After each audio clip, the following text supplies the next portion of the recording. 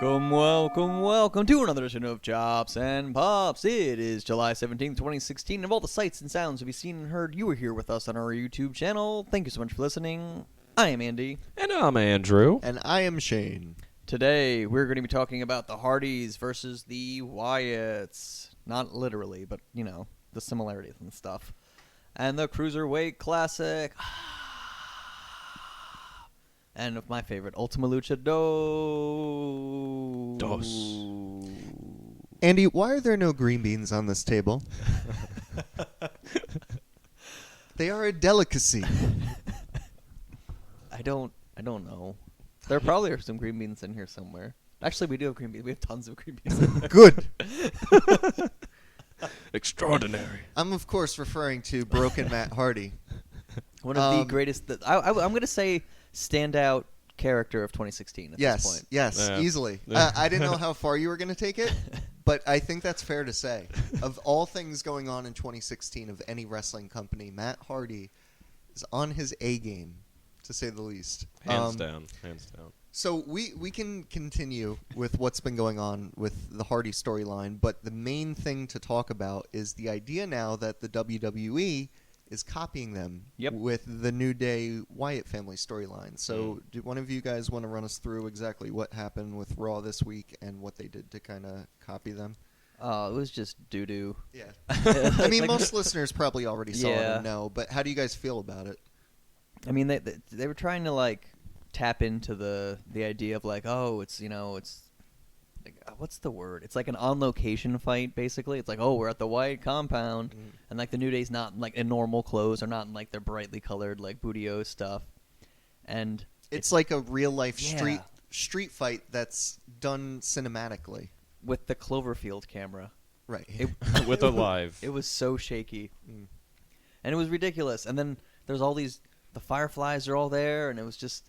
Too much. It was too much, and it didn't... I thought the Fireflies were one of the best parts. That was honestly. the only part that made sense. Yeah, I thought the whole thing was just kind of like, okay, you are blatantly ripping off them, and there's no originality.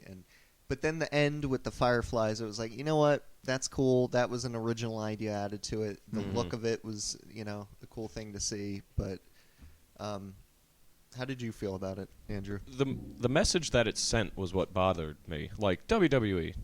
This is beneath you. You shouldn't have to do this. I mean, you're finally... Is it beneath them or is it above them? Do you remember the Nacho Man? Those were some of my favorite segments they were great. of all time. I mean, what bothers me is that it's just, why do you have to...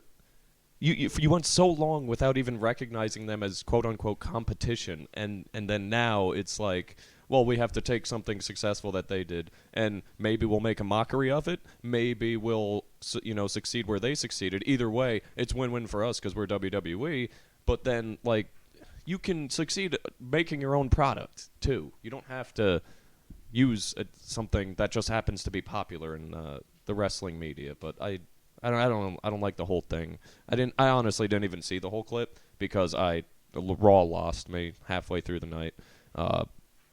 But I don't have any desire to see what they did in comparison to the greatness that is the final deletion. Well, here's my problem with it, which kind of sums up what I think you were just kind of saying, is my issue is you're never supposed to worry about your competition. Or not worry about that, but worry about what your competition is doing. You have to have your own agenda. You have to have your own business plan. This is something that the WWE has said themselves of why WCW failed, because they were too much worried about, what their competitor was doing. So I think that the reaction or the result of it is more so that you look like the follower. Yeah. You're supposed to look, especially if you're number one in the game, you're supposed to look like the leader, the innovator, the trendsetter. When you're the one following, why would we watch you? Exactly. We would watch the person who originally came up with it, which is what a lot of people are doing, because a lot of people really are flocking to this Hardy storyline, not in a way of just, haha, this is stupid. The final deletion got the highest rating that Impact has gotten since it debuted on Pop TV. Woo, it's crazy. This is getting over. It was great TV. And that was one of the things I think even a friend of mine was arguing was kind of saying, you know, some people will find it funny, some people will find it stupid, but the whole point is you're supposed to put asses in seats, you know, the whole thing. It's doing that. Yeah. That's what the ratings are, is putting eyeballs in front of that television set, because they don't have house shows. You can't go to the TV taping unless you go to Universal. You know what I mean? So people are watching, and this is those drones. I'm sorry. Freaking drones. I'm just thinking about the drones and the holograms. He's swinging at him with a acoustic guitar. He hits it with a guitar. It's like, do you know how much those things freaking cost? And he has like 30 of them. I see you've met my fleet. I don't even know if we brought it up, but did you know that Jeremy Borash is the person who actually edited the entire final deletion? Really? Yeah, the backstage announcer from TNA who's been with the company since the start. He was the one who made this. So there's some genius behind this man. So he's the director cut. Yeah. He's the director. Yeah. That's amazing. I mean, he's not new to it because he was the guy who put together that Hardcore Homecoming show that they did back in the early 2000s. That was before TNA was really taken off, and he did that on his own. We're getting way off topic, though. So Wyatts and the Hardys, I think we all kind of tend to lean towards it being Hardys being on top right now. And by far. Wyatts are being followers. And, yeah, we know what the better That's a good point, you know, because WWE had absolutely no need to do this. And one of the best things they have going for them, The New Day, an original thing from them, they took, and now it's associated directly with trying to be something it's not. That's a very good point, that the other team involved in this storyline is one of their most original ideas right now in the New Day, you know? Both, Yeah. really. And the Wyatts. the Wyatts, yeah. Just yeah. thought about that, yeah. I think that was actually one of the ways that Bray tried defending himself on Twitter when people started ripping into them for being copycats, was that himself and the Wyatt family are the most imaginative idea that the WWE has had in decades or something. I'm like, it's a little far. That's a little much, but do you remember when Bray Wyatt like basically erased the Undertaker and Kane and had their powers? Do you remember that? Like one episode that was just gone. Yeah. All Erased credibility. from memory. Go on. Wait, erase from memory. Or do you mean deleted? Deleted. Okay. Let's delete. A dilapidated boat. Perfect for firework protection. All right, let's delete that headline. Also, well, not also, but on Wednesday this past week, we finally got the Cruiserweight Classic. It was the debut episode. No more roster rundowns. No more meet the players. This was it. This is the first 4 matches of the tournament. And I really, really enjoyed everything about this. I enjoyed how they give you background on each person. I really loved Morrow and Daniel Bryan. I thought they sounded insanely educated, and they were calling the matches, which was great. And the genuine surprise over the moves was just phenomenal. I think overall the reviews for this show has been mostly positive. I haven't really heard many critiques. How did you feel about it? I couldn't agree more with what Andy said, and it was so. It includes Ronaldo and Bryan because it is exactly what you thought they were going to do when you first hear that they're going to be the team for it. And they add so frickin' much to something that's already jam-packed because it's cruiserweights. They're doing every set of moves and making it look easy. And it's guys from all over the world. It's got everything you could want in it. This thing has success written all over it. And I love watching matches of guys I've never seen before. That's exactly what I tuned in for.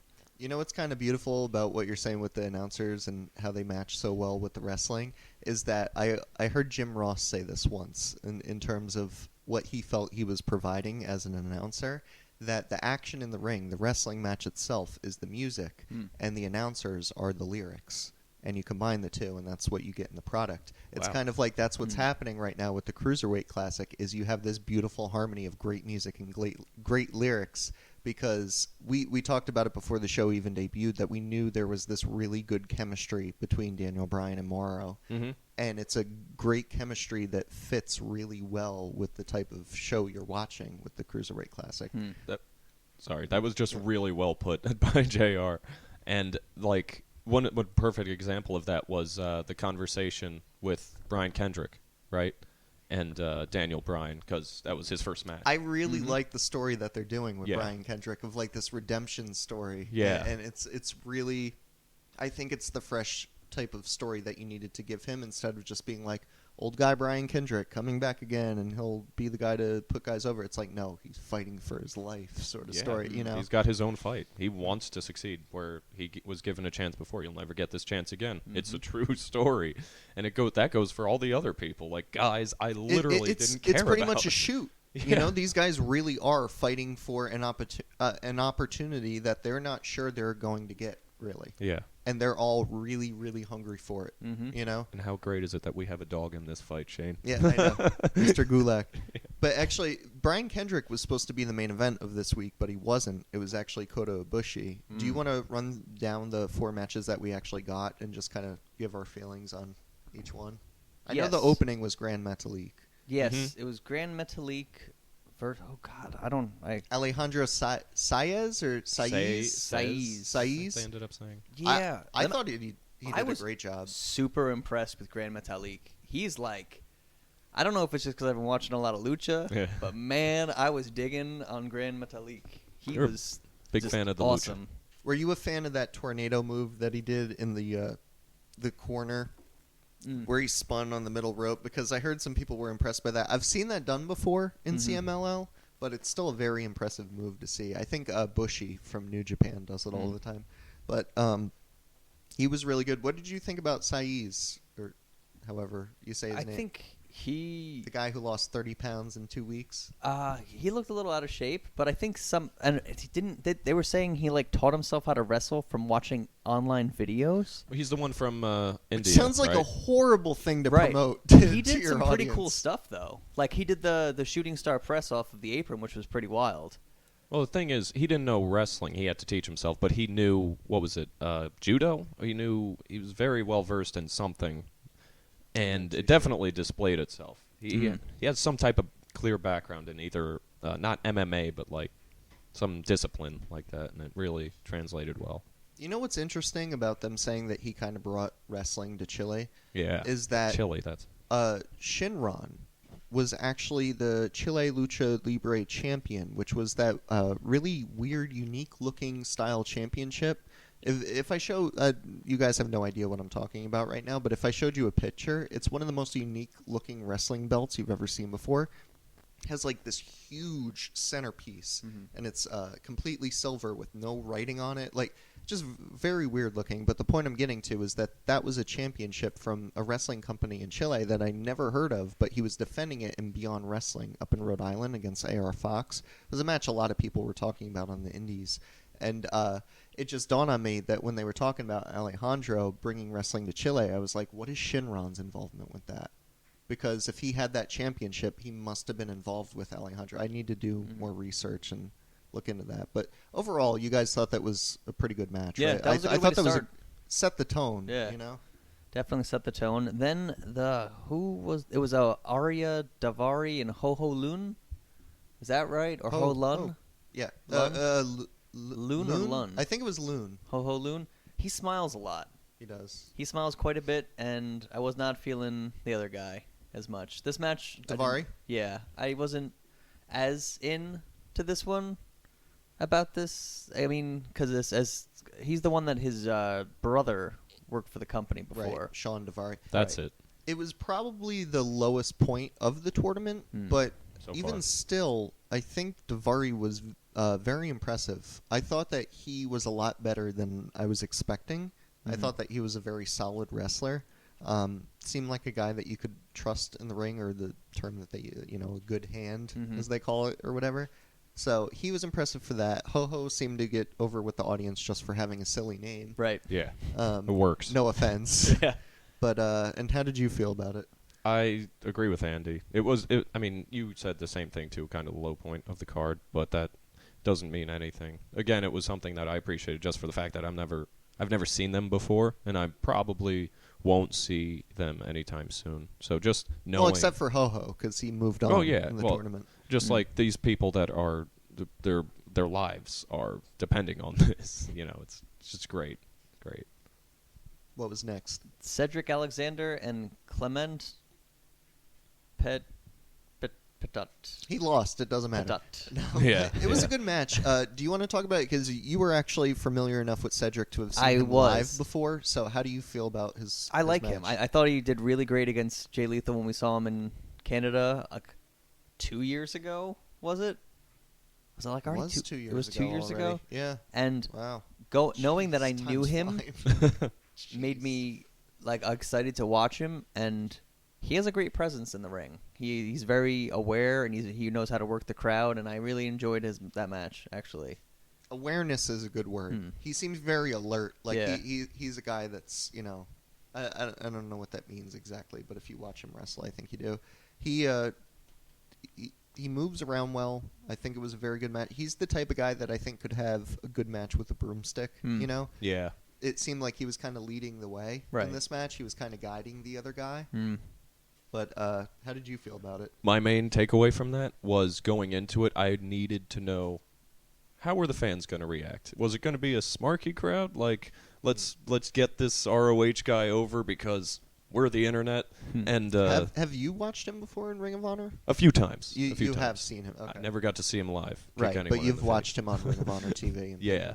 So I was happy to see him succeed and just to get into this tournament, and I'm really excited because I love that style, and he's a great competitor, great size and shape and look, and it just I thought he was way over 205 for some reason. I always noticed he was a shorter guy, but I remember, like, this is going to sound like no homo, but, like, he has really thick thighs. Right. Have you ever noticed? I'll probably cut this out of the podcast because it sounded too No, fruity. no. No, But no, I'm just that saying makes that, sense. like, and also that's what I think added to when he drop kicked that girl in the face in Toronto was his smack on his thigh. Sounds was like meaty. he's kicking somebody's fucking head off. Right. Yeah. That I think that just his body type, I thought that he was a larger, not large, but but like closer to not Apollo cruiserweight. Crews. Yeah, Right. Like, yeah. Like I would have taken him more as a heavyweight guy. That he would have never been part of a cruiserweight competition. So knowing he's 205 and under, I was just kind of surprised by. I love that he's there now. I love Yeah. that. I love well, my point was that the fan reaction was great, and they actually, it sounded like it wasn't being too smarky, but more just everybody seemed to know who he was from everywhere. So it was, I loved it. It was good. And then the main event, Ibushi versus Sean Maluta. How do you guys feel about it? Because I'm well aware of Coda, and this was kind of an introduction for you guys. I can't remember what I texted you, but I loved. You loved him, I know That that. triangle moonsault was pretty dope. In fact, most of the things he did were dope.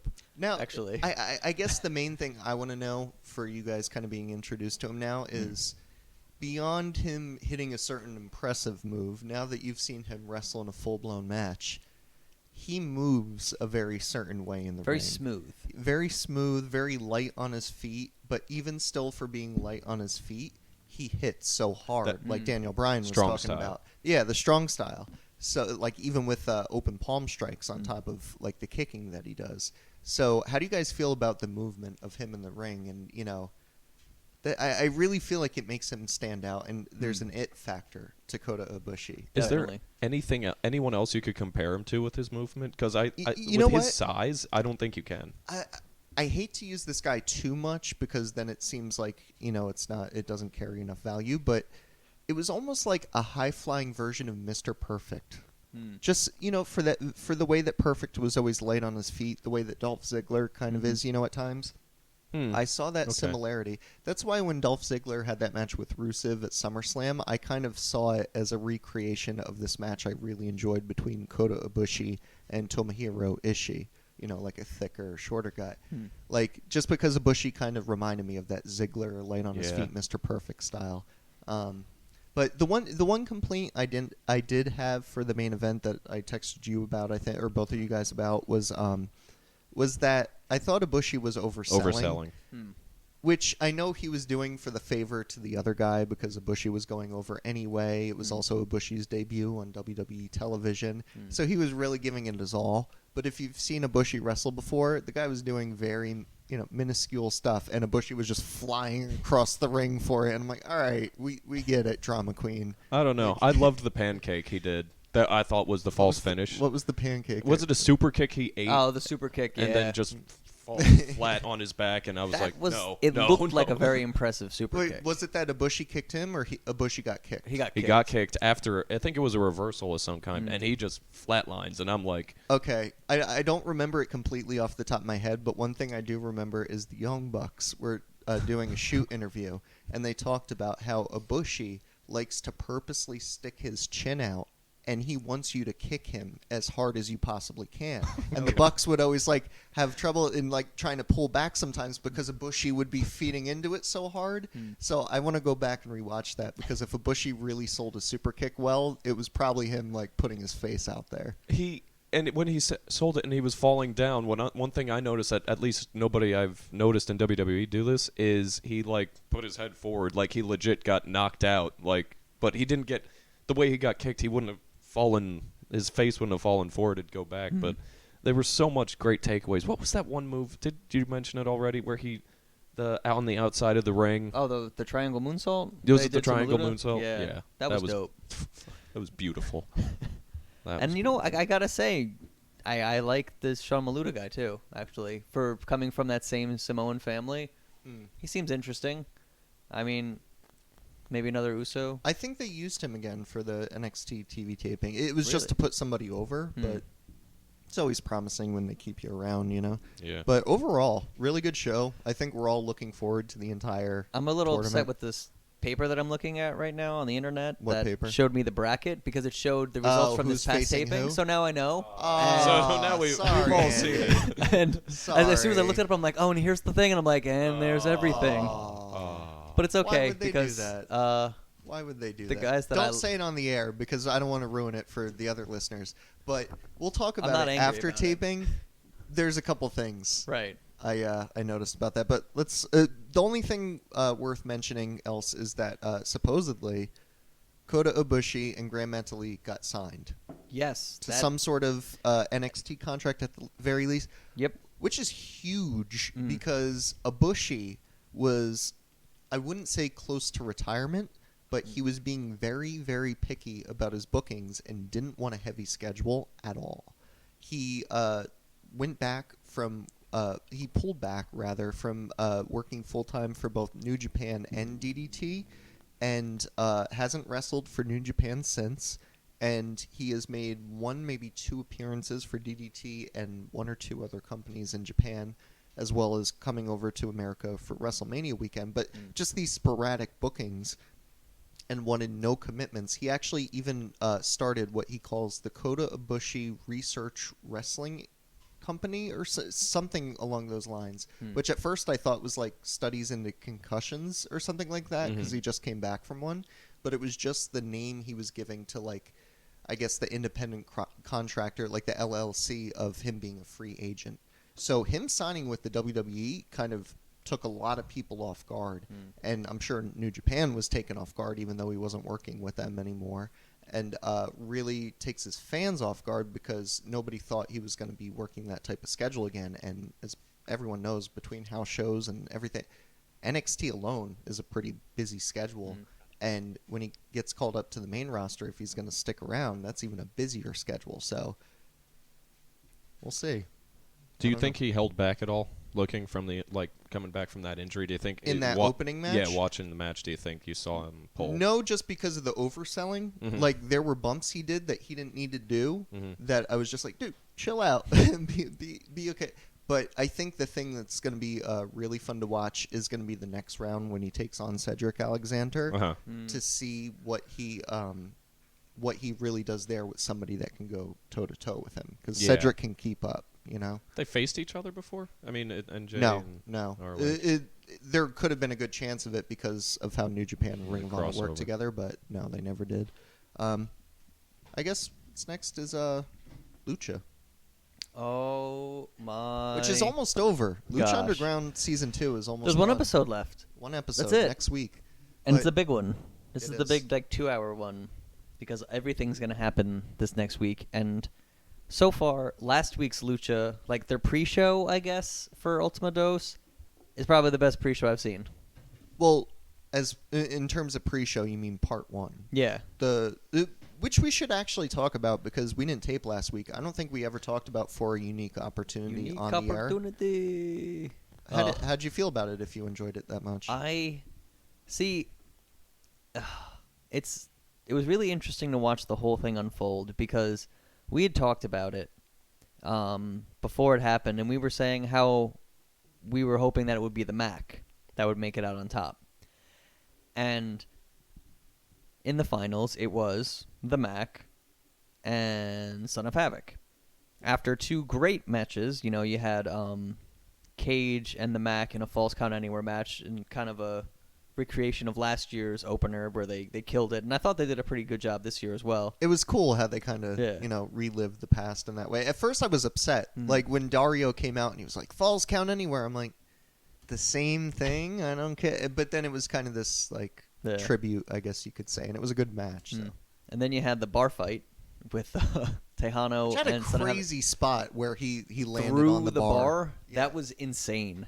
And then you had Son of Havoc just shattering the glass in the ring, and then that was pretty awesome. It was a pretty brutal fight, and then the final match between Mac and Son of Havoc actually was very short because, as it should be, because these men have just gone the distance, clawing and fighting to get to this unique opportunity, and then you have Son of Havoc coming out on top, which was so cool because Son of Havoc is such a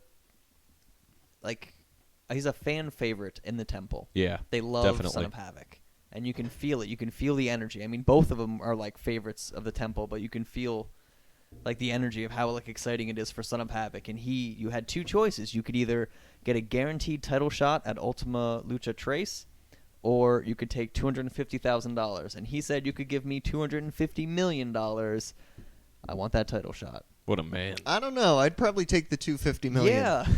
which isn't even kind of really a joke because I guess when you think about it, even if you took in the wrestling philosophy, the whole point is you're supposed to always say, I want to be the champion. If you don't want to be the champion, there's the door. You know what I mean? Mm-hmm. But why do you want to be the champion? Because it's the biggest payday. Right. You're supposed to be a wrestler to fight for the biggest payday. Granted, he was only doing the $250,000. If you offer me $250 million, you'd probably never have to wrestle again Ever. a day in your life. So I'd take the $250 million even if I was a wrestler. But yeah, that's all. So he chose that, and he's like, "Well, that's really great." But there was a swerve. He swerved us, Dario. You jerk face, introducing with the aid of Famous B, who is bad guy now, which, Dr. Wagner it couldn't last forever. Jr. Yeah. The greatness couldn't last forever. Dr. Wagner Jr. Another Lucha Libre legend. And, as you could probably guess, Dr. Wagner, the fresh guy, beat Son of Havoc, though he put up a pretty good fight. Did you go through the thrill of actually thinking to yourself, even if it was for those 60 seconds, your imagination running wild of oh my God, okay, Season 3 of Lucha Underground is going to end with Son of Havoc against a champion. Who's going to be the champion? And oh my God, Son of Havoc has that type of push where he's going to be the star of Season 3. And by the end of that thought, they're like, nope. Just kidding. Swerve. Yep. And then, poor Son of Havoc. He won the tournament, but he didn't win the prize. It was kind of how the season opened also because the beginning of Season 2 was Ivelisse getting that shot against Mil Muertes for the Lucha Underground Championship. And you actually believing holy crap, does she have a real shot, Mm-hmm. How did you saw part 1, right? No, I only saw part 2. Only to part 2? Okay. Well, part 2 was... Part 2. There were two matches. You had the Gift of the Gods 7-way with the first match of Nightclaw. There was a lot of new... Black Panther guy. Yeah, new people. Nightclaw, Daga. Daga is fairly new, right? He's only had one or two matches, I think, this season, and that's it. Cobra Moon. Cobra Moon was on the outside, which I wish there was more with Cobra Moon. See, but that's where I was going to go, is I think Cobra Moon is going to be a star in Season 3. Granted, I haven't read the spoilers or anything like that. There was something about her watching that match where I'm like, you know what? The focal point has been on so many other people. I could see all the attention shifting over to Cobra Moon in Season 3 for something. They definitely want something special. They're just with how much focus was given to her, What did you think of the Gift of the Gods match? I'm so in love with the gift of the gods in like It's theory. a great concept. The belt is one of the coolest looking Seriously. belts in all of wrestling. Might be my favorite right now, but the match itself, I loved it for being a Lucha Underground match because it tells a tremendous story every single time, and this one definitely did. There were so many stories going on at the same time, and Yeah. it never felt like cluttered. It felt like, these people were taking a nap, but don't worry, this is awesome over here. So you're not even thinking about these guys because, oh my God, why is he on top of this? Oh my God, he's jumping down. Why is he doing this? Yeah, And it was and just, I wasn't a huge fan of that dive off the top, Right. which it was a crazy spot, Yeah, but that was the only thing that looked a little pre-planned to me. a little too much. Because everyone was getting into position, which I talked to Andy about it, and I said how that's kind of what Lucha Libre is kind of like. Actually, when you watch like Mexican wrestling, true Mexican wrestling like AAA or CMLL, it's so focused on the spots and the high flying that they actually are totally okay with not making it look like a believable fight at times to like position themselves for the next high spot, like a Circus Soleil type sort of thing. You know what I'm saying? Not taking credit away, it's just a different style, and that's kind of what that high spot reminded me of. It was like, all right, you guys are like crowding in a circle to purposely get there. Like you weren't there. You didn't need to be there for a guy to land on you, you know? I thought it was at that point that it answered my question I'd got, formed for myself up in that match was I didn't know if he was a heel or a face, and that, I guess, kind of answered it, that he was a fan favorite, so that was, as predetermined as it was, I thought I liked it. I didn't like, I'm sorry, what I didn't like was I thought the match was the worst match of the two on the card. Well, it was the two matches. But I agree that it wasn't cluttered. I think the beginning of the match did a good job to introduce everybody. However, I think the first half of the match wasn't as impressive as the second half was. I thought the first half was kind of just meh. And then the second half, when it got down to the final three people, where Sexy Star was basically in a handicap match with Marty the Moth and Mariposa, that's when the Gift of the Gods match, I think, got really, really good. who And was told the a good other story. person before it was just the three of them? The fourth Kill one. Shot. Who's Killshot? I think it was Killshot. That was what ruined it for me. I really wanted him to go. I know. home. He's did. another one of our boys Yeah. from Dojo Wars. And the fans had his back. Well, you want him to get his dog tags back. Like, you want Right. that. See, and you know what? It sucks that they consider it, I guess, a story that's so much further down on the mid card is Killshot with the Moth, because I feel like that could have been a match in itself for Ultima Lucha, like with a strong enough feud. But so how did you guys feel about the match as a whole? Because I think it was kind of like half and half, where I liked the second half. First half was rough. Did you like all of it? I did. I felt that redemption story with Sexy Star. I felt it, man. I got a tear in my eye at the end. And I'm like, oh my God, she's gonna do it.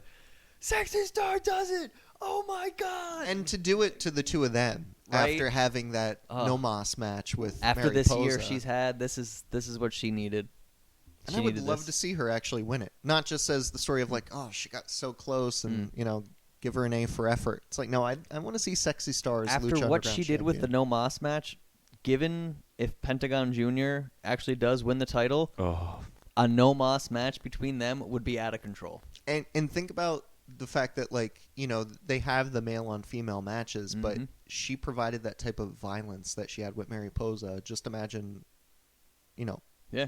moving Mariposa, replacing that with Pentagon, and seeing that type of violence from Sexy Star, and it would be match of the year. Yeah. But then the death match. Death match. Mil Muertes and King Cuerno. How did you guys feel? Fell in love all over again with death itself, death embodied. That was amazing. Like, right? Oh God, he's not an unstoppable monster, but he is a friggin' monster, and it's so fun watching this guy because you're like, at least me, I'm watching it like, well, we know he's beatable, but is this going to be the match where he puts someone else over? No. What happens is death is inevitable, and he is death. So what happens? Just the single most violent thing I've seen all year in wrestling, and I I can compare it to things in You the didn't past. watch Tournament of Death this year with DJ Hyde getting buried in his own backyard, did you? No, that might take the cake. But Pop of the year, by the way. Pop of the year, DJ Hyde. Man, Sorry. it was a great match, though. They went everywhere and they did everything, and that's just another thing that I love about Lucha Underground. Whether it's the editing or something, they're the cinematic presence is part of what makes Lucha Underground so great. Yeah, definitely. But you add how good the wrestling is and puts it over the top. So overall, most violent thing you saw all year. And he didn't have to tear his mask, which I think is like a theme for his biggest matches this year so far. Like, it seems like his... Oh, man. That Phoenix match? Yeah. Bringing me back. Yeah.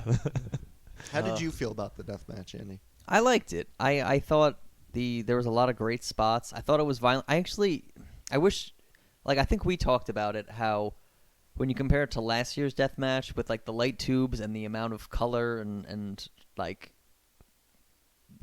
don't know, use of foreign Vampiro objects. was lit on fire. He was. And he was... he stayed on fire for a few seconds. It wasn't Kane's He boot. stopped, dropped, and rolled and was still on fire. Yeah. If you compare that to, Muerte's, putting him through 3 tables, which was brutal as That hell. was brutal. Um... And it wasn't just that he did it through 3 tables, it was how quick he did it. Yeah. Right after the table bump, picking him up again immediately and doing the second. Mhm. Immediately doing the third. What was the final thing he did? There was a flatliner? He brought him into the ring and flatlined him. Was it a didn't he? flatliner? Just Or was which it just a pile driver? Because I know he did a I thought pile it was driver. a flatliner. I could be wrong. at that point he was probably worried. He might have done both. I He know might it have done was... both. No, I think it was just one move. He did the 3 table bumps and did one move in the ring before pinning him. I just can't remember off the top It was of my probably head. the flatliner then. See, my thing, though, is just that I do kind of stand on the side of complaint for the match. I was looking very much into it, and I was thinking that it was going to be, in a way, topping what last year's did. And I'm a huge fan of Cuerno, huge fan of Muertes. I was kind of let down, actually, a little bit, to tell you the truth. I differ from you guys. Did you think he was actually... I really thought Cuerno was actually going to die. No, I But not, say win. but not like as a real person, but as storyline wise. I thought he was going to die. maybe. Because It, that could be awesome. if his contract was ending, I could see them doing that with his character, especially being involved with Muertes. Right. I'm not down on either guy because I think that both have still tons of potential, and there's going to be plenty of other matches I'll like from them. But to tell you the truth, just to kind of play devil's advocate, I was kind of let down by the match, even though you guys were pretty happy with it. But not to be a Debbie Downer, but that's everything for news. So I guess we could start chopping people. Is that what this show is? Right in the face. In the face. In the face. We could give 'em- chopping them. Chopping them. Yeah, let's do it. That's what we're here for, folks, to chop. Yep. And to pop. For our cheers and jeers. Andy, you go first. Okay. So we touched briefly on it in our main news. I'm going to call it the final invitation. The final invitation. I like that. That was good. Thank you. With Yeah. the Wyatts, the Copyright that. For every final listener, invitation. you can't steal that. Andy owns it. Final invitation. There it is. I really I heard I had heard rumors that they were going to do something at the Wyatt compound. I'm like, just please don't do that. Please don't do that. Yeah. And they did. And it was like a really bad horror film. And the Firefly thing was the only thing that saved it from being just like one of the worst things I've seen all year. But And not in the good final deletion way. No. Just in a way that you just... it was like, oh, okay, well, I guess that kind of makes sense now that there's the followers. What would have been cool is if they were beating up the Fireflies, and then they thought it was just another Firefly, and then it was like Bray, and then Braun grabs him, and then dead. I guess the thing that... The reason why they don't do something like that is just because... The reason why you fear the Fireflies is because they're the unknown. Right. And keeping them unknown makes them creepier. You know what I mean? Mm. But I see what you're saying. But so you're chopping just the idea that they decided to copy, or Yeah. just that it was a bad segment. It was a bad segment. Yeah. It was not. it's not. They could do better. They literally could have just had like Xavier Woods freaking out in the ring with like the Wyatts talking on the Jumbotron, and I feel like it would have done more for the storyline, because the storyline of Xavier Woods freaking out over the Wyatts and like Kofi and Biggie are just like, well, it's not that big of a deal. Like, no, guys, we should be scared. I think just singling out Xavier and like doing more psychological stuff to him would have done more for the storyline, as opposed to just beating him up in a field with dirt. And I'm actually a fan of the storylines and the segments they've done from the Wyatt house when the Wyatts were debuting. But I think when you put another wrestler there or wrestlers there, it makes it a little less believable. You know what I mean? Like Right. when it's just the Wyatt family, it's like this creepy family. They live in this house or whatever. When the New Day is there, it's like, oh, there's an address to this place. Like it's a real place you can drive to. Oh, that's, you know. 101, But- Crocodile Lane. Yeah. White family. Yeah. So, okay, chopping the final imitation. Final imitation. Well played. Andrew? My chop is going to RKO out of nowhere. I don't think we talked about this, but him being announced as the opponent for Lesnar. Oh. So your chop is that Lesnar and Orton's first match back is between the two of them? Yeah. Okay, what's your problem with it? Because I had no idea you felt this way. Yeah, my problem is that it is the perfect opportunity for anybody in the world to get an insane push to the moon by facing Brock Lesnar at the second biggest event of the year, and they give it to somebody we haven't seen in a year. I have nothing against Randy Orton, like as a performer, as an athlete, not an athlete, but as a wrestler. I think he puts on great matches. I think this may be really good, but I was looking forward to the opportunity given to somebody else. And I get it. They're maybe wanting to push a big fight type of feel, or, since we haven't seen Randy Orton, maybe there's that, like boxing match type of build-up, that MMA build-up where you don't see either guy perform for a long time. So when they get in there, it's like the bigger payoff. I could see that. That's like another way to look at it. But I would have loved to see them in separate matches on the same card. I don't need to see them. Now, the first thing that I do when I hear criticism like that, because I see where you're coming from, I disagree just because I think for a couple different reasons it works for two guys that have been away for a while. But first thing I ask for anybody that gives criticism for like that, what's your other option? See, who do you see Brock fighting and who do you see Orton fighting for SummerSlam? Because if you don't have better ideas, I feel like where else can they take it? You know what I mean? If you have a suggestion, Andy, you look like you have a suggestion. I have a suggestion. Light bulb. Okay, so you know how like Rusev is saying that he's the real American and how he's like the best guy, basically? He's like, I'm the best American. Since Brock Lesnar did his speech about how he basically did his Rocky IV speech, I was like, if just one white guy to the rest of the world, man. Okay. Have like Rusev call him out on being like the greatest. Like, you think you're the greatest? You can like influence all these people. I'm the greatest. Now, Rusev is tough, and they could definitely make that a believable match, but I just feel like for the WWE way, that's too much of a job. They would have Rusev really job out to Brock. I I just want to see some offense. But here, okay, let's just roll with that idea for a second. Say they do that. Who is Randy Orton fighting at SummerSlam? Too slow. Okay. Just kidding. Jericho. Yeah, hit that. Not bad. Just that would 'cause- work. Not bad. think- I see that working in a lot of ways. Although, I guess that's the other question you want to ask is Orton coming back babyface or heel? Because it could be either. Yeah, and that's He was- why it adds to that big fight type of thing. You don't know anything about him going into this match, and that makes it seem like a fight. It makes it seem like a boxing match, a I fight. heard Orton got a little chubby. Really? Oh, I no. heard that from some people. All I've seen Orton is got a the little picture of his chubby. back, and he's like, I'm getting into ring shape, and it shows Oh, his the back rope after burn? hitting the back. It's like, oh, I don't like that. Yeah, but I so couldn't. I could if I really did research. But the thing is, if I had to make something, it's not. I can't make it better because Lesnar is that unbeatable force, really. So the only thing that could make sense at this point, I mean, we watched what he did to freaking Ambrose, is the unknown. When he was clean, by the way. Yeah. Because supposedly, I guess this drug test thing happened after WrestleMania because WWE had no part in this. No knowledge. No knowledge. No. Like that, I totally forgot where I was going. Sorry. It's okay. Let's go on to Shane's chop. It kind of leads in, and I'm going to keep this short and sweet. My chop of the week is going to go to Brock. It hasn't come out yet. Positive, or I should say. Yeah. Good choice of words. Yeah.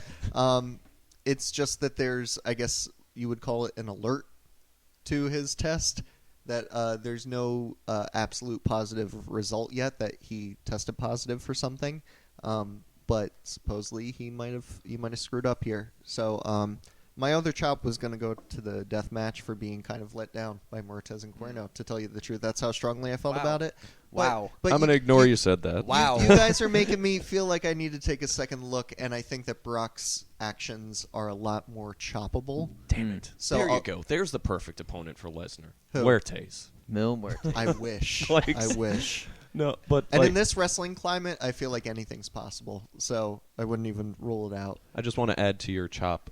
I just read online earlier that apparently someone came out of Lesnar's camp and said it was for Advair, which is something for is stress. I don't know, some garbage like that they've been canning people for, in WWE. Oh, for what he tested positive for. Yeah, for what he I tested gotcha. positive for, and there's more going into it. Like Lesnar may lose at least half of his purse. I did hear about something, that. and he did end up getting the biggest 2.5 Yeah. million is what was reported, which Huh. would be the biggest purse ever given to any Yeah. UFC fighter for any fight. So even if they take half, he's still sitting pretty. Oh, You know? Hey, he's going to make, according to Meltzer, $6 million for SummerSlam. Why is he even bothering with UFC if he could make $6 Yeah. mil doing an Orton match? Whatever. Right, right. Let's pop. Let's get happy. Let's Let's pop get like happy. some popcorn. Let's get happy. Let's do it. Get happy. So my pop actually just goes to Ultima Lucha Dos. It has been so great this year.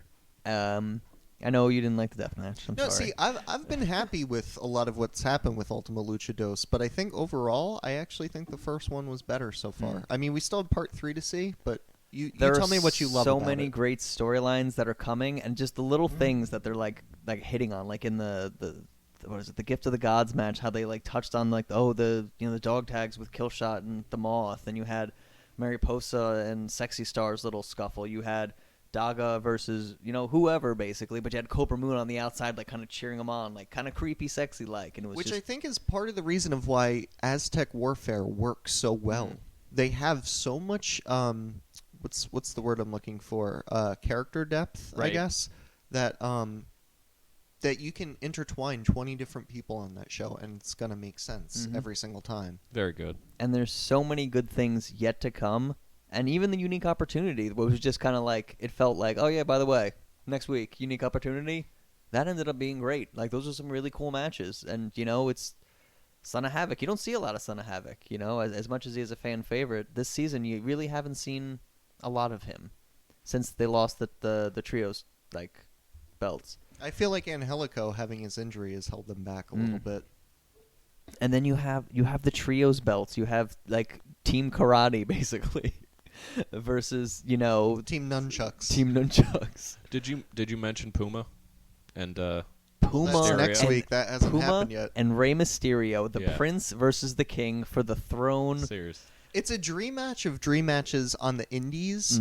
You throw in the storyline and the cinematography of Lucha Underground, Yep. and the fact that Prince Puma is basically the face of Lucha, and Rey already just legitimately being the face of Lucha Libre itself. Mhm.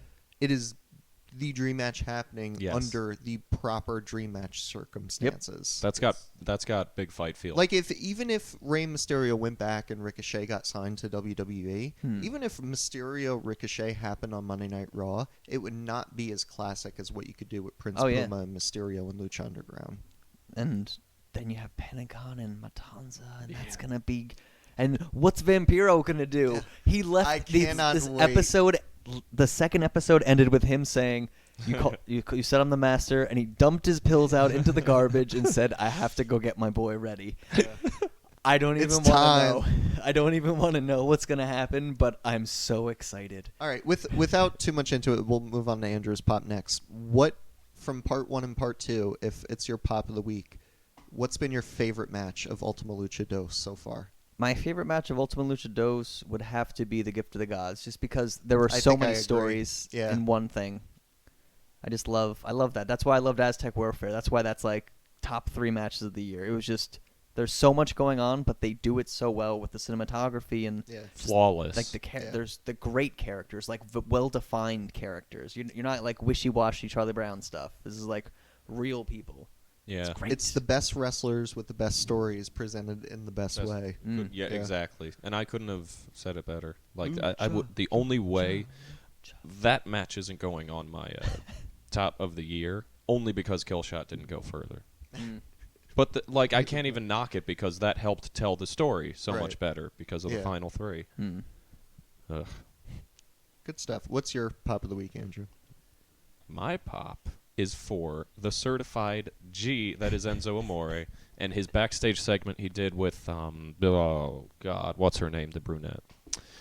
I forget, but anyway, she was asking. Is that the new girl that showed up in an NXT? She failed miserably at the Hall of Fame, by the way. It might be. Not to rip might her be. apart. Because I but, know I've seen her before. I just yeah. name doesn't. I don't But- need to know. Enzo. Yes, and what he said. She was asking him about the CWC, and this whole thing had this feel like they had like 20 superstars in the back that they all recorded and said, all right, the best person, the best promo is going to be put on TV or put on WWE.com exclusive, whatever. Enzo nailed it. He had 2.5 minutes where he starts off by actually plugging his shirt on WWE.com with the "How you doing" at the end. But then she asks who he thinks will succeed, or who's going to win the tournament. He goes, Rich Swann. Said he's going to close it out like Mariano Rivera. Nice. I didn't know he threw his support behind Swan. That's what caught me. Yeah. He actually, that was the title of the video or something, so I thought, oh, this will be nice. I clicked on it, and then as soon as he says that, he goes off on this tangent about the, she asks him a follow-up about the draft that's coming up, and he goes off about just the political hierarchy, and is it all just this liaison to distract us from stuff that's going, like, all this stuff that I would never expect Enzo Amore to ever say. I knew that he was politically aware because I saw one other video he put on Instagram where he, without looking, names every single president of the United States in Really? correct order in 30 seconds or so. Full name. I think he even mentioned like middle name or something, but he's just impressive. Wow. God, like, I thought he was great. When I saw him in NXT, I was like, oh, this guy's going to light it up better than The Rock on the mic. And when he gets to the main roster, that's going to make or break him. Because he's going to have great matches in his tag team, but... But he's like an onion. You keep peeling back the layers, and you just keep finding out more and more about Enzo Amore. If I had a dime for every bad segment Enzo did, How many dimes would you have, Andrew? I'm going to count on my fingers. Carry the 2. I'd have 0 dimes. Zero How you dime. doing? I'd have How you 0 doing? dimes. You can't teach that. All right. Is that basically your sum of your pop? Is that Enzo is amazing on the mic as always? Yeah, just this segment in particular, I'm going to watch it again like 5 more times. So I haven't seen it yet, so I need to actually watch it. I'll definitely bring it up. But my pop of the week, as close as it came to going to the aftermath of the Hardy storyline, and that just being great as always.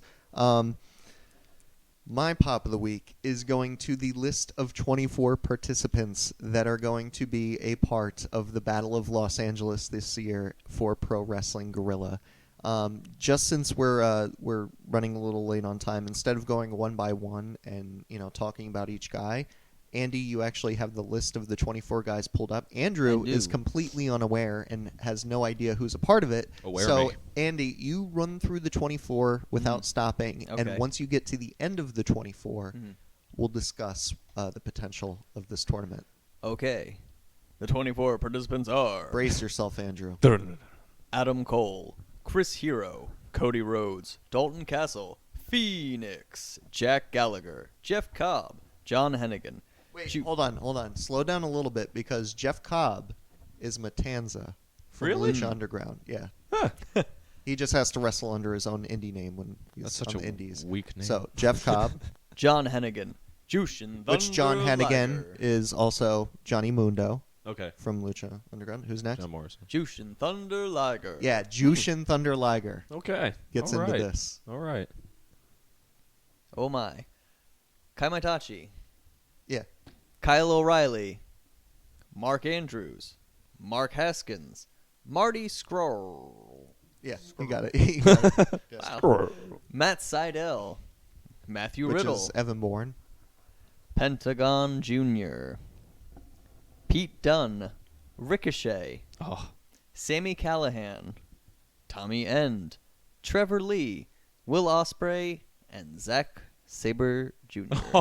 So they have no a tournament, way. a 3-day weekend tournament, where you can have matches with Zack Sabre Jr., Will Ospreay, Pentagon Jr., Phoenix, Ricochet. Matanza, Ricochet, Jushin Thunder Liger, Cody Rhodes. Cody Rhodes. Like, this is insane for a Oh. tournament, and easily my pop of the week. They actually announced the first... they announced Cody Rhodes as the first person, and that sat there for a while. Then they announced the first 20 people, and I didn't even realize they weren't finished yet. That list sat there for about a good 2-3 weeks, and then out of nowhere, they announced the last 4 people, which were Zack Sabre Jr., Will Ospreay, Jushin Thunder Liger, and Pentagon Jr. Oh my god. So it was just like this boom on top of it after the 20 list, and it was like, holy shit, this is going to be the biggest thing all year. Like Phoenix is the same Phoenix from Lucha, yeah, right? yeah. Yes. Okay. My All right. Phoenix. They have like half of the main event Lucha Underground roster for this. So oh my god. yeah, so it's Labor Day weekend. I have off on Monday. Let's Know where fly you're to going. LA. I know where you're going. And that is the end of our show. That is. Okay. So thank you guys for tuning in, and we'll see you next time. But wait, there's more. Oh, snap. There's more, because there always is. Welcome to the False Finish. Always is. Uh-huh. We're like M. Night Shyamalan with how predictable our swerves are. Bum, bum, bum. False finishes. Here we go. Moose debuts on TNA. Which is pretty big. People thought he was going to WWE. I saved a story that I told Andy I was going to tell him once we started taping that he is unaware of why Moose did not go to WWE. Supposedly, when he came over for NXT TakeOver and they started getting serious about him starting at the Performance Center in September, they did a little bit of research on Moose, who, as most people know, had a career in the NFL before getting into pro wrestling. When he was in the NFL, he actually had some sort of domestic incident with his wife at the time. I think it was as far back as 2005, I want to say. I could be pulling that number out of nowhere, but it was like a good 10 years ago. WWE, for everything that's been going on with Adam Rose and Jerry Lawler, they're very cautious about that sort of thing. The way it was worded in the news sources is that they told Moose that it wasn't a closed door, but just not right now. So when he got that definitive answer from them, and he had already left Ring of Honor, he wanted to try something new, and he appeared live on TNA this past Tuesday. The poor guy. How do you... Okay, I guess that answers my question. How do you guys feel about Moose being in TNA now? Which I'll add before you guys answer that it seems like he's getting a main event push. He went right after the world champion Lashley, which could be the main event of their biggest show of the year, Bound for Glory, which, by the way, this year is taking place on 9/11. When it's taken place in October since its inception 10 years ago. For some reason, they're doing it earlier and on the 15th anniversary of 9/11. Oh my god. What are the Hardys going to do? Oh my god. Right. We can't. Let's not speculate on that. But him getting a main event push is... So, yeah. That's interesting. So, even though you guys probably don't have the highest hopes or aren't too optimistic about TNA, what do you think if they make Moose one of the faces of the company? Do you think this is going to be a failed experiment? Do you think he's going to succeed? I think he'll succeed, but Yeah. so what? Right. Like, I love him, and he's such a great performer. It would have been great to see him doing what he was meant to do for a great company, but... You know what I think is interesting about somebody like him also getting into the main event if a guy like Lashley is already there? Think about what the TNA main event scene is going to look like in less than a year from now. It's almost like TNA and WWE have done a complete flip-flop to where the WWE is now focused on actually putting the showcase on smaller guys. Meanwhile, TNA's main event scene consists of huge ass Bobby Lashley, Yeah. huge ass Moose, possibly soon to be Ryback once he gets released from his contract, possibly Wade Barrett. You know what I mean? Mm-hmm. And the other guys in the main event scene consist of like Drew McIntyre and Ethan Carter. Like, they kind of have some big bulky. They're kind of like the meathead company now, Right. where WWE is actually focusing on the smaller guys. But that's a whole different thing, and that's Well, it just speaks to AJ Styles. right. He was the small guy, and they said, "There's the door." Mm. Well, I don't know if you guys have anything to add to this because we already talked about Brock failing his. Or let's be fair, he didn't fail it yet. Allegedly, there's some sort of issue with his test. But the other thing to talk about is that the UFC, as much as we're a pro wrestling podcast, the UFC was sold for $2.4 billion. And what this can mean to what it will change into can affect the pro wrestling industry. Because the guys who bought the UFC are the two guys who represent The Rock. So now we might actually be seeing Dwayne The Rock Johnson making appearances, big-time appearances for the UFC, and opening the door for the UFC to work closer with the WWE, which comes in time for WrestleMania next year for The Rock and Ronda Rousey. Looks like that is a guarantee at this point after the buyout. So beyond that, UFC buyout, $2.4 billion. Dana White, minority owner now. How do you guys feel? That in itself made it the single most successful sports investment of all time. Biggest and purchase you think ever. Of the thousands of, or the hundreds and thousands of sports teams that you think are worth a lot of money. It's like, oh, well, this owner buys them and takes them from this to that. Oh, maybe the Yankees have made a lot of money. No, this is the biggest, most successful thing ever. And Dana White is still going to have, like, this say in he won't have his say in day-to-day operations, but he'll still be, he still owns like 9% of the company or something. As far as The Rock in MMA, I don't need that. I don't think I think he would love to do it, just like CM Punk would love to do it. Well, I don't think he's going to have a fight. That's not what I meant at all. I mean, just maybe him, hosting a show like how he hosted WrestleMania 27. Oh, okay. You know what I mean? Oh, Or making it being more entertainment. on the announce team with mean? Joe Rogan. You know what I mean? Like, maybe not the announce team. That I couldn't see him really doing that. But you know what I mean? Like him being there with a microphone hosting the show with Dana White. You know what I mean? Okay. But I guess the one thing I want to ask you kind of being the biggest MMA fan at this table, are you worried about the UFC? Do you think this is going to be either a bad thing? Do you think that they're going to lose sight of who they are? Do you think it's not going to be the UFC it once was? I'm hoping it's not the UFC. I mean, this to me can be. Do you see it going downhill, or do you see it getting better? I see it getting better. I was worried Really? where it was Okay. going prior to this selling. Like, I was complaining. I just keep reading day after day. Every fighter complaining about how much they're getting paid. I know they get paid a lot, but they don't get paid very often. And they're fighters. They're not performers. Like the idea that a guy who gets his ass kicked by Brock Lesnar is making $10,000 seems like a bit much. Really. Like, And seems like dogfight type stuff. He's going into that fight knowing the most he can make and the least he can make, and he's still putting his life on the line. I don't like it. And I think Bellator, the other major MMA company, is going to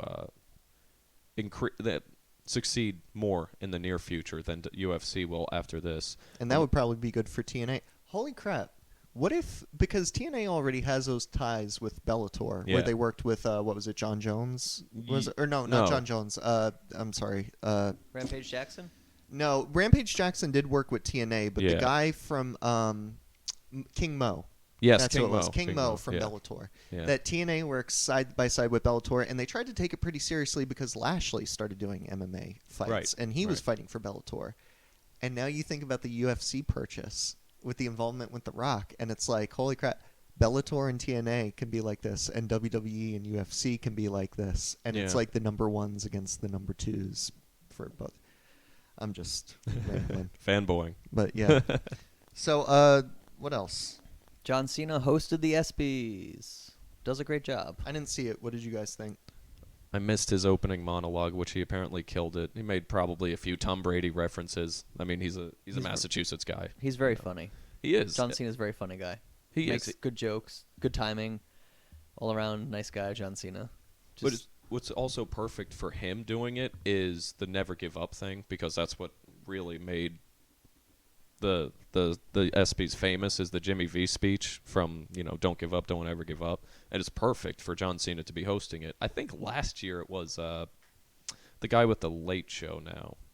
Not Jimmy Fallon. James Durgan? No. The other guy. Stephen Colbert? No. Seth Meyers? Oh, Seth Meyers. I think he did it. He either did it last year or some other year, whatever. But it's different when a comedian does it than when somebody like John Cena, who's not an athlete, but he's not a comedian. And he can do it all. And he represents something, like, truly extraordinary. Like I said, he's got the cure to cancer in his body somewhere. I'll die with that, believe. All right. Do you have anything else on your list? Because I know we have Battleground predictions, but that will go too we could long. save that for next time because we're already over an hour. The only other things I have, which we don't need to talk about, but tonight is the start and the kickoff to day one of the G1 Climax. Oh, wow. I know we didn't even talk about that. Not even off the air have I mentioned this to you guys because there's been so much other stuff going on with wrestling between the Cruiserweights, NXT, Ultima Lucha, Beyond Wrestling's even having American Rana, like so much stuff. But Battle for LA now. Yeah, even that Battle of Los Angeles. But G1 Climax is one of the big tournaments of the year for New Japan. Even I've kind of pulled back on it a little bit just because they've lost so much talent. Yeah. That they don't have Nakamura, they don't have Styles, they don't have the Bullet Club with Anderson and Gallows. No. So some of the replacements are kind of They don't have a guys Bushi. like Sonata that I just like. I'm like, They got replacements like Marufuji from Pro Wrestling Noah, which kind of made it a little better. And don't get me wrong, there's matches I'm really looking forward to for this tournament, and I'm gonna watch it and I'll tell you guys what the good stuff is and I'll show it to you. But not as good as every year. Is Cody Rhodes in it? Because he said he wanted to do it. I wish. You know what's funny is Cody Rhodes could probably show up in New Japan by the time Wrestling Kingdom shows up, the January 4th show. Okay. But yeah, that's all I want to say about the Climax because we'll talk about that once it gets underway. But the last thing, which we did talk about off the air, but we could discuss real quick, is Nakamura and Balor on NXT TV this week. It was a huge main event. We had pretty strong feelings about it. Just real quick, in a circle, I guess, give us your elevator pitch of how you felt about that match. Crowd sucked. Fun out of match. Yeah, that You didn't have to bothered talk you. like a caveman. I just meant like 30 seconds. That was probably the easiest way to say that. Right, The crowd right. just kind of... For sure. They started off... The match didn't even start yet, and they did the "This is awesome," which kind of made you feel like... And they pumped the match up so much. Like, this is going to be the best thing ever. This is going to be the best thing ever. This is going to be great. It's like, okay, this is going to be great. And then they're doing chain wrestling. Yeah. And You're like, okay. I mean, it was good. I mean, it wasn't like bad no, it was wrestling. very good. It was It's very, just- very good. It lacked the magic that Sammy and Shinsuke had. It did. And I mean, not knocking out. I mean, it was a good match. I mean, Mhm. that's it. That's all I really have to say. It was just What about you, Andrew? I loved it. Did I you? thought it was great. I couldn't even, like, you pointing out when you sent that text that the crowd kind of killed it for you. That was the first time I even realized it. Maybe it's because I'd watch it on lower volume all the time. But, like, that was everything it needed to be for me. It really was. I was very impressed. It made me love Finn Balor again. That was something that I had been looking for. I was like, Finn, give me a reason to love you again. I think a lot of people feel the same way as you. I hear a lot of criticism of people who want to like Finn Balor, Yeah. but they've been bored with him over the past year. And like just the last few months, you've been teased with, okay, so he's lost the championship, he's being called up, right? And it's just that seems to be the monkey on his back right now, or the chip on the shoulder, Right. and that's carrying like this expectation that he needs to be seeing something extraordinary from him. But this made me realize he's going to be great no matter what, no matter who he's facing, and he faced one of the best, if not the best. The one thing I wanted to know from you, the fact that you enjoyed the match, was I know you also felt strongly about Nakamura and Aries, and of course everybody knows Nakamura and Zayn was one of the better matches of the year. Where does this match rank for at least Nakamura matches? Did you like this better than the Aries match, or... Because I definitely don't think it was better than the Zayn match at all. No. But the Aries match, which one did you like better? I like Balor better. I think feel this the is same better. way. I think Not as Aries good as fell a little Zayn. short. No pun intended. Well, it fits. Aries could kick my ass. I can make jokes like that because he could kill me. You'd have to get on the podcast first. Yeah, sorry, Aries. But You're yeah, more than welcome to, though, Austin, if you want to come by. The greatest man that ever lived. Come on. I agree with you, Andy, though, and that was one of the things I was saying too. Of just that it wasn't that the crowd was dead, and you could still have 400 fans sound like an arena full of people if everyone's going crazy. But when you have 10,000 people going crazy, it just can't compare to 400. So there was this energy that existed for Zayn that didn't exist for this. That I think if you ignore the audience, the match was wrestled perfectly between Nakamura and Balor. Between the chain wrestling, between working the knee, all of it was perfect. Yeah. But yeah, it was that lack of energy from the crowd that was needed, that wasn't there, that just made it fall flat when it wasn't the wrestlers' faults. The wrestlers were wrestling exactly what they needed to do. And yeah. I'll tell you, that double stomp, like that standing double stomp he did, that was crazy. That was crazy. Nuts. This was a reversal, too, right? Yeah. That was awesome. But overall, I would say it was a very good match and still one of the better matches of the year for NXT and WWE in general. That's probably going to fall in the bottom half of my top 10. Just I agree. unless a few other things blow me away the second half of this year, but you know. I have this weird feeling that the second half of the year of 2016 is going to be a lot better than the first half. Really? Because every year when I keep track of like my matches of the year, I can always usually tell like which one's going to be better. Mm-hmm. Like when you get some really outstanding matches at Mania and all the other tournaments that are going on, it's like then the rest of the year just kind of fades out and we start over again. But when it's a year like this and you feel like you're still anticipating something, there's a match around the corner. It's going to take us off guard before the year's over. I mean, it could be Sami Zayn versus Kevin Owens at Battleground. It could be. Could be. It could be NXT TakeOver Brooklyn. Could be CWC match. It could be. It could be the Cruiserweight Finals. Yep. G1 Climax. You never know. It could be Puma versus. Yeah, I was Rey just Mysterio. going to say Yeah. that. Damn it. Yes. And I Could be guess anybody. we could leave it off there because next week is going to be Battleground, and next week we could talk about that. Mm-hmm. So, with that actually is the end of the show. Like, subscribe, share, comment, do all the fun internet stuff that people do. Those crazy kids. Use some emojis. Poop. And smiles. No, not the poop emoji. Poop is bad. Use a smile. We have a Twitter, Andrew. We do. It is at Chops and Pops. It is so simple. It is so generically awesome. It's like everything you love about Daniel Bryan. It's so plain and so great at the same time. All right? At Chops and Pops, all one word. It's like vanilla ice cream. Never gets old. Never gets old. We have crossed over the threshold. We have over 100 followers We did it. now. We did it. We did it. But we'll talk more about who's going to be getting their picture on our podcast at a later time.